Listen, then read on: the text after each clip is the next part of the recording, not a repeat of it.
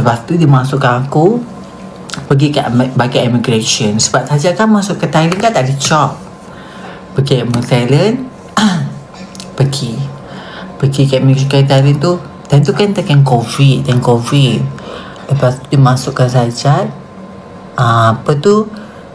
jail dengan wanita lah, immigration.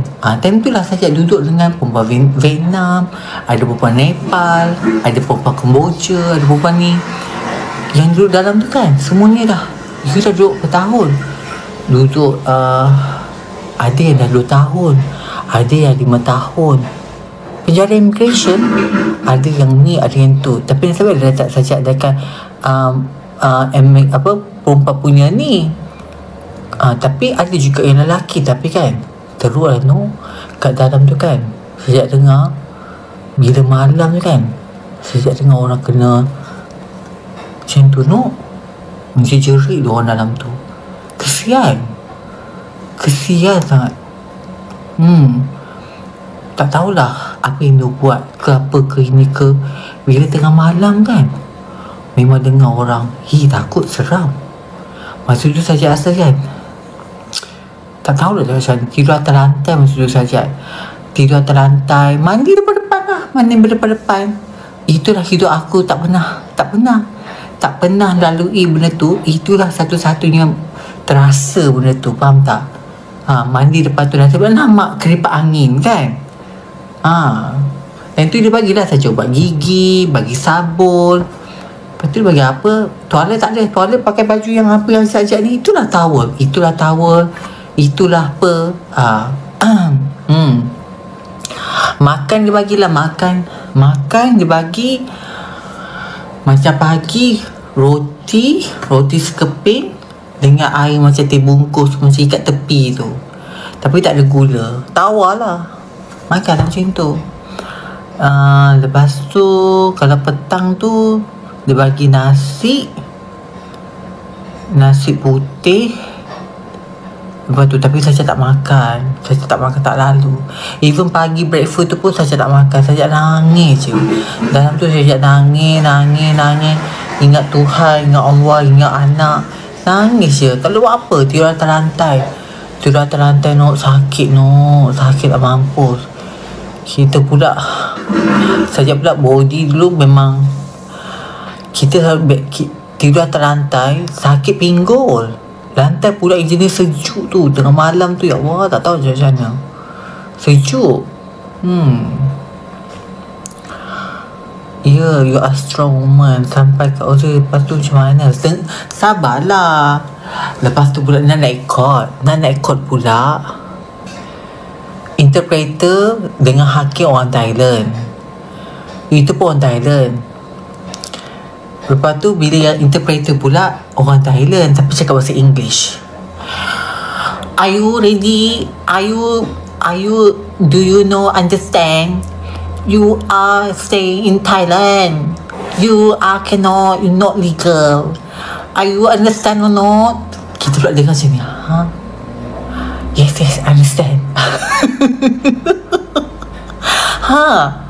Kau kalau salah kan, kalau kau tak cakap salah nanti kan, kalau yes ke tak ke penjara kau sampai seumur hidup. Kau memang interpreter pula kau slang Thailand. Kalau aku cakap no nanti kan, takut tak balik nanti. Bila cakap yes pula, takut nanti masuk dalam sampai bila-bila. Aku dengar lah betul-betul. Yang untuk hakim tu, mình có mình này nó mới tak ni aku lah dengar. Cakap apa ni? Betul ya Allah, punyalah berdebar ni. Tak tahu nak cakap yes no. Tak tahulah Tuhan tu memang lancarkan aku punya. Tak tahulah mulut tiba-tiba boleh cakap yes, terus lepas jatuh hukum, bayar denda je. Kalau aku cakap no, aku rasa forever aku kat dalam. Tak tahulah aku mula-mula cakap yes, terus bayar denda, terus ni. Masa tu nak cakap yes no tu berfikir, diam dulu.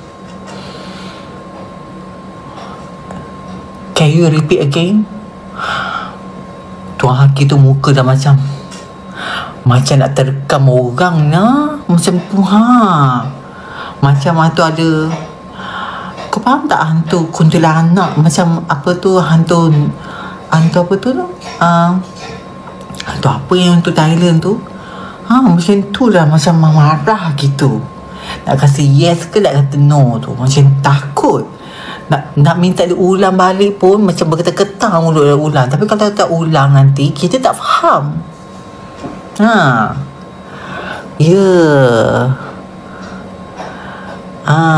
Kes apa tu, maksud tu saya kat Thailand lah, masa immigration.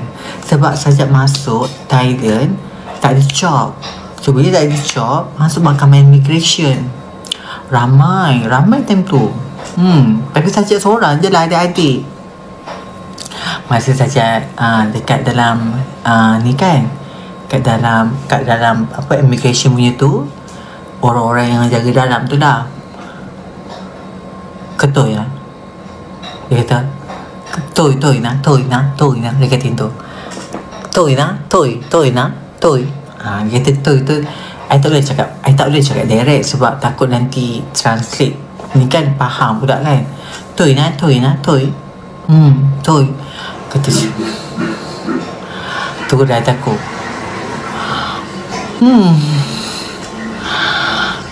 Kau sesiasa safe. Aku katanya aku ni cekelendan. Dia kata mak adik-adik no pecah lubang. Push lah mak, push. Nama Muhammad, push lah nya. Muka Puing, nama apa tu? Puing tak, kalau lelaki apa? Puing perempuan. Pucai. Pucai. Mai pucai na? Puing tiba. Kan.